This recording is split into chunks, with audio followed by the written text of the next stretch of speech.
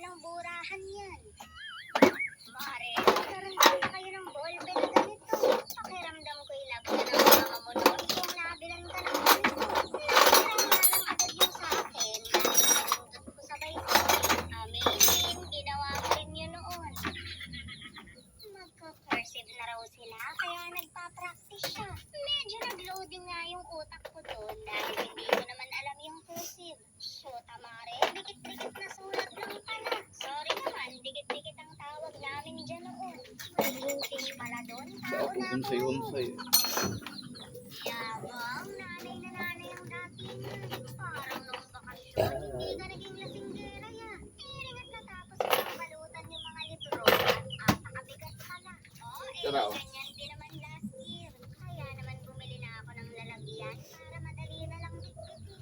Pwede hindi naman ito pinapadala lahat. Manay nabali? Iwalay ko na. Muna dili mo andar? Di ba ka nang katungin sa ball? Hindi sa akin namin ang bebe ko. Ang hunsay-hunsay ba daw? Nya, anong gidawat na nimo? Hoy, kani ba? Hunsay-hunsay sa spark plug.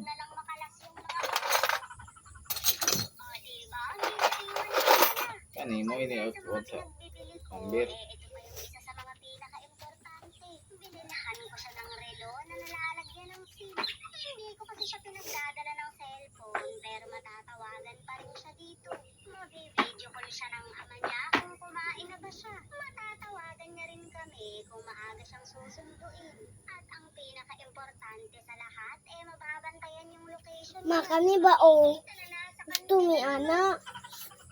Naka-ready na nga, Mare. Meron kayo sa BBIB voucher from this to Dali kay maghingoto ta kay daghan kag lisa gahapon. mga kabukikay. For today's video, ngayong araw nga pala guys, is gagawa nga pala tayo ng DIY na money na hindi Ato ko, Watson. Kaya naman, arat, samahan niyo ako.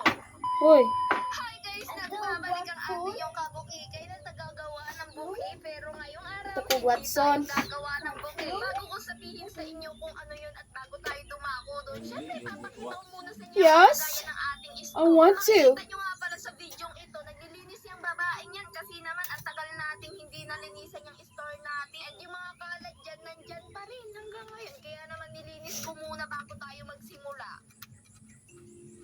So, ito na nga guys, sasabihin ko na ang gagawin natin. Meron nga pala Gilook sa ating sa uyuan. magpagawa. Alam nyo ba guys, ang bata ba giluot sa uyuan? Sige na. Ayan,